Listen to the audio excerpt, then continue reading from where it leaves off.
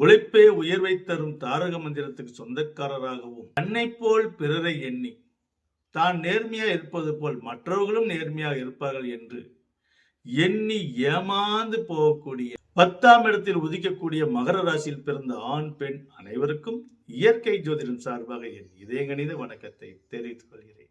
காலபுருஷ தத்துவப்படி 10ஆம் இடம், இந்த 10ஆம் இடம் என்பது ஜீவனஸ்தானம். ஜீவனஸ்தானம் என்றாலே உழைப்பு ஸ்தானம். இது உழைப்பு ஸ்தானமா இருப்பதால என்னவோ உழைப்பால் உயர்ந்தவர்கள் எல்லாம் இந்த மகரத்தில் பிறந்தவர்களாகத்தான் இருப்பார்கள். இந்த மகர ராசிக்காரர்களிடம் ஒரு கெட்ட பழக்கம் இருக்கிறது. அந்த கெட்ட பழக்கத்தால் தான் இவர்கள் வாழ்வில் நிறைய தோல்விகளை அடைகிறார்கள். இந்த மகரத்தில் பிறந்தவர்கள் ஆணாக இருந்தாலும் சரி, பெண்ணாக இருந்தாலும் சரி, இவர்கள் விசு நடித்த படத்தை பார்க்க வேண்டும். சம்சார அது மின்சாரம், திருமதி ஒரு வெகுமதி என டபுள் அடுக்கு முறையில் நிறைய விசு படம் எடுத்திருக்கிறார்.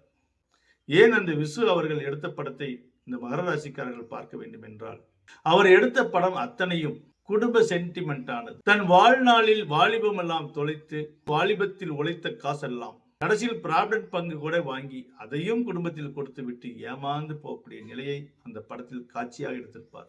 அவர்கள் எடுத்த கதாபாத்திரம் அத்தனையும் 100% இந்த மகர ராசி ஆண்கள் பெண்களுக்கு இருவருக்குமே பொருந்தும். தான் கோமணம் கட்டிக்கிட்டு களத்தில் இறங்கி வேலை செய்துவிட்டு அயராத உழைத்த களைப்பில் எந்த இடமாக இருந்தாலும் ஒரு கட்டாந்தருக்கு கூட நிம்மதியா தூங்கக்கூடியவர்கள். வாழ்வில் அதிர்ஷ்டம் கிடைத்ததோ இல்லையோ நிம்மதியான தூக்கம் கிடைக்கும். மடியில் கனம் இருந்தால் தானே வழியில் பயம் இருக்கும். ஏதாவது திருட்டுத்தனம் செய்தால் தானே இரவில் தூங்க முடியாம அவதிப்படணும். ஒருவன் களவுத்தனம் செய்யாமல் சரியாக உழைத்து விட்டான் என்றால் அவன் படுத்தவனே தூங்கி விடுவான். அந்த ஒரு அதிர்ஷ்டமான பொக்கிஷம் இறைவன் இயற்கையாகவே இந்த மகரத்தில் பிறந்தவர்களுக்கு கொடுத்திருப்பான். ஏனென்றால் கோடி கோடியா சம்பாதிச்சாலும் நிம்மதியான தூக்கம் கிடைக்கணும். உழைப்பால் உயரக்கூடிய மகரத்திற்கு இது நாள் வரை 7.5 நடந்து கொண்டிருந்தது.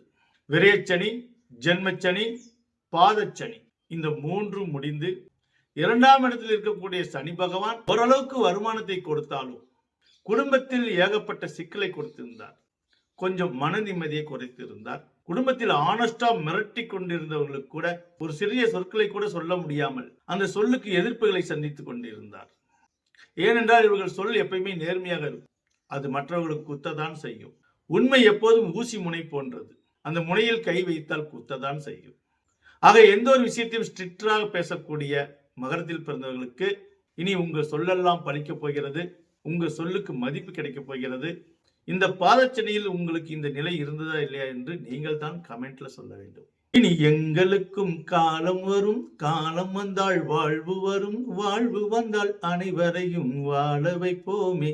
இந்த மகர ராசிக்காரர்களுக்கு வாழ்வு வந்தால் தன் உறவுக்காரர்கள் எல்லாம் அழைத்து சோர் போடுவார்கள். இவர்கள் தனக்காக மட்டும்தான் சிக்கனமாக இருப்பார்களே தவிர தன்னை சார்ந்து இருக்கும் குழந்தைகளுக்கும் சரி, உறவினர்களுக்கும் சரி, எப்பொழுதும் தாராளமாக தான் நடந்து கொள்வார்கள். அதிலும் முறை சீர் செய்வதில் இவர்களுக்கு மிஞ்சியவர்கள் எவரும் இல்லை. வாங்கின மொய்யுக்கு மேல ₹1 எக்ஸ்ட்ரா வைக்கணும் என்ற லட்சியம் கொண்டவர்கள். இனி பாதச்சனியாக இருக்கக்கூடிய சனி பகவான் உங்களுடைய சகாயஸ்தானமான, உங்களுடைய முயற்சி ஸ்தானமான 3ஆம் இடத்தில் மீன ராசிக்கு செல்ல இருக்கிறார். மீன ராசியில் இருக்கும் ராகு பகவான் 2ஆம் இடத்துக்கு வர இருக்கிறார். உங்களுடைய லக்னத்துக்கு அதிபதியான சனி பகவான் 3ஆம் இடத்துக்கு செல்வதால் 3ஆம் இடத்தில் இருக்கிற கிரகம் மறைவு ஸ்தானத்துக்கு செல்கிறது என்று சொல்வார்கள். ஆக பாவக்கிரகங்கள் மறைவு ஸ்தானத்தில் செல்வது மிகப்பெரிய யோகம். அந்த பாவக்கிரகங்களே அதிபதியாக கொண்ட உங்களுக்கு நிச்சயம் உங்களுக்கு மிகப்பெரிய வாய்ப்புகளை அள்ளி கொடுப்பார். உங்கள் முயற்சிக்கு தகுந்த பலனை கொடுப்பார். நீங்கள் ஒரு விவசாயியாக இருந்தீர்கள் என்றால் உங்களுடைய விளைச்சலுக்கு அதிக மகசூல் கொடுப்பார். 3ஆம் இடத்தில் சனி இருப்பதால் இன்னும் கொஞ்சம் உழைப்பு கடினமாகும். அதே சமயம் எவ்வளவுக்கு எவ்வளவு கடினமாக இருக்கிறதோ அவ்வளவுக்கு எவ்வளவு லாபங்களை கொடுக்கும். 3ஆம் இடத்தில் இருக்கக்கூடிய சனி பகவான் 3ஆம் பார்வையாக உங்களுடைய 5ஆம் இடத்தை பார்வையிடுவார். வெகு நாட்களாக பூர்வீக சொத்து பிரச்சனை இருந்தவர்களுக்கு இந்த 3ஆம் சனி பார்வையால் நிச்சயம் ஒரு நல்ல முடிவுக்கு வரும். உங்கள் குழந்தை படிப்புக்காக மேல்முறையீடு செய்வீர்கள். மேலை நாட்டுக்கெல்லாம் சென்று படிக்க வைப்பீர்கள். 3ஆம் இடத்தில் இருக்கும் சனி பகவான் 7ஆம் பார்வையாக உங்களுக்கு பாக்கியஸ்தானமான 9ஆம் இடத்தை பார்வையிடுவார்.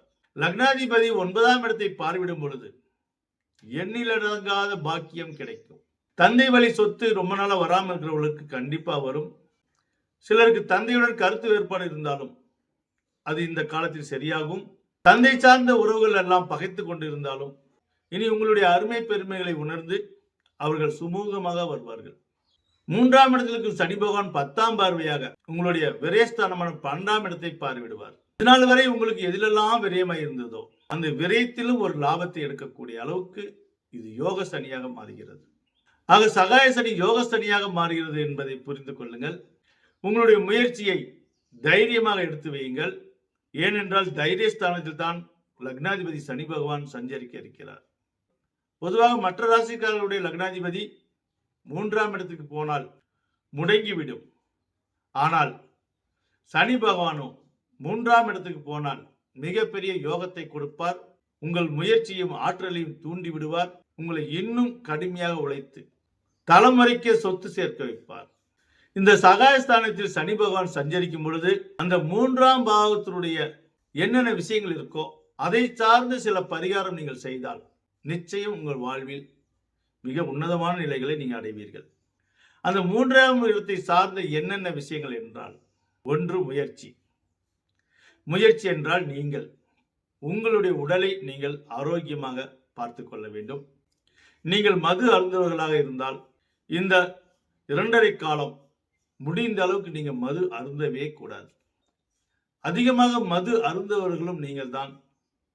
அந்த மதுவை வேண்டாம் என்று ஒரு மாலை போட்டு, ஒரு முருகனுக்கு மாலை போடுவதோ, ஒரு ஐயப்பனுக்கு மாலை போடுவதோ, இல்லை முஸ்லீம் என்றால் அந்த சில்லாவுக்கு 40 நாளைக்கு போவதோ, அல்லது கிறிஸ்துவர் என்றால் அந்த புனித ஸ்தலத்துக்கு செல்வதோ, அப்படியெல்லாம் சென்றுதான் உங்களை கட்டுப்படுத்துவீர்கள்.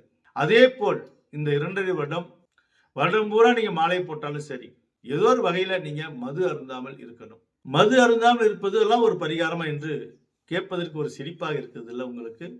புதிதா ஒரு விஷயம் சொல்லும் போது சித்தனை பித்தன் என்றுதான் இந்த உலகம் சொல்லும். அதே போல இயற்கை ஜோதிடத்தில் எளிய முறை பரிகாரத்தை கண்டு நிறைய பேருக்கு சிரிப்பு தான் ஆரம்பத்தில் வரும். ஆனால் சிந்தித்தால் சிரிப்பு வரும், மனம் நொந்தால் அழுகை வரும். இதை அடுத்தவன் சொன்னால் கசக்கும், அதை அனுபவத்தில் வந்தால் இனிக்கும். நீங்கள் முடிந்தால் இந்த பரிகாரத்தை செய்து பாருங்கள். மது அருந்துவர்களுக்கு தான் இந்த செய்தி, எல்லோருக்கும் அல்ல. முடிந்த அளவுக்கு ஒரு மாதத்திற்காவது நீங்கள் மது அருந்தாமல் இருந்து பாருங்கள். நிச்சயம் அதன் பலன் கிடைக்கும். அதே பீடி சிகரெட்டு ஆன்ஸ் புகையிலை போடுகிறவர்களும் அதை நிறுத்தி பாருங்கள். 1 மாசத்துக்குள்ளேயே உங்களுக்கு நல்ல ஒரு பலன் கிடைக்கும். 2வது பரிகாரமாக அக்கம் பக்கத்தினர், பொதுவாக எந்த ராசியாக இருந்தாலும் சரி, எந்த இனமாக இருந்தாலும் சரி, எந்த ஜாதி மதமாக இருந்தாலும் சரி, எந்த ஊராக இருந்தாலும் சரி, இந்த அக்கம் பக்கத்துக்காரங்க அவ்வளவு சீக்கிரம் சிலருக்கு தான் ஒத்து போவார்கள். நிறைய பேருக்கு ஒத்து போக மாட்டாங்க. நம்ம நாட்டின் முதலமைச்சராக இருந்தால் கூட அக்கம் பக்கத்தில் இருக்கிறவங்களுக்கு சாதாரணமாக தான் தெரியும். அப்படிப்பட்ட அக்கம் பக்கத்தினருக்கு, அதிலும் ஏதாவது வறுமைப்பிடியில் இருக்கிறவர்களுக்கு நீங்கள் ஏதாவது ஒரு உதவி செய்ய வேண்டும். அவர்கள் இதுவரை உங்களை புரிந்திருந்தாலும் சரி, புரிந்து கொள்ளாமல் இருந்தாலும் சரி, வாண்டடாக நீங்க அவங்களுக்கு, உங்களுடைய கீழ் நிலையில் இருக்கிறவங்களுக்கு, அப்படி இல்லை என்றால் உங்களுடைய வேலைக்காரர்களுக்கு நீங்கள் ஏதாவது ஒரு உதவியை செய்ய வேண்டும். இது மிகப்பெரிய ஒரு பரிகாரம். வேலை செய்பவர்களுக்கு மனம் திருப்தியாக ஒரு துணிமணி வாங்கி கொடுக்கலாம், கொஞ்சம் சம்பளத்தை அதிகரிக்க செய்யலாம். எதை செய்தால் மனம் மகிழ்ந்து உங்களை ஆசீர்வதிப்பார்களோ அதை நீங்கள் செய்ய வேண்டும். அவர்கள் சிறு வயதாக இருந்தாலும் சரி, அந்த மனசார எங்க முதலாளி பரவாயில்ல அப்படின்னு அந்த ஒரு சொல்லு வரணும் அவங்கள்ட்ட இருந்து. இது மிகப்பெரிய ஒரு பரிகாரம். 3வதாக சகோதரர் அல்லது சகோதரிகள், உங்களுக்குள் ஏற்கனவே சண்டை சச்சரவுகள் இருந்தாலும் இந்த காலகட்டத்தில் நீங்க வாண்டடாக அவங்களிடம் சுமூகமாக பேச முயற்சிக்கணும். இந்த 3 பரிகாரத்தை மட்டும் நீங்கள் நேர்த்தியாக செய்துவிட்டால் உங்கள் தலைமுறைக்கே சொத்து சேர்ப்பது மட்டும் இல்லாமல் உங்க மனசுக்கு நிம்மதியான சூழ்நிலைகள் எல்லாம் நடக்கும். ஏனென்றால் அடுத்த 2 வருடம் சனி பகவான் உங்களுடைய சுகஸ்தானம் 4ஆம் இடத்துக்கு செல்வார். 4ஆம் இடத்துக்கு செல்லும் போது மிகப்பெரிய பிரச்சனைகள்லாம் ஏற்படும். அது அப்பொழுது பார்ப்போம்.